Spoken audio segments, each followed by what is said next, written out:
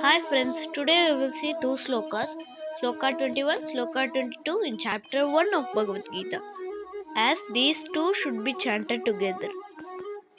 Arjuna Uvacha Senayorubayormadhye Ratam Stapayamechute Yavadetanireksheham Yodukamaavasthitan केर्मया सह युद्धव्यम् अस्मिन् रणसमुद्यमे. Will repeat.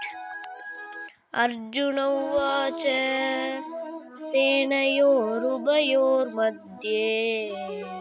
रथं स्थापयमेच्युते यावदेतानिरीक्षेऽहम् योद्धुकामवस्थितान् केर्मया सह युद्धव्यम् अस्मिन् रणसमुद्यमे.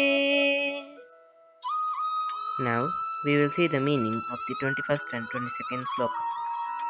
Arjun said, O infallible one, please take my chariot to the middle of both armies, so that I may look at the warriors arrayed for battle, whom I must fight in this great combat.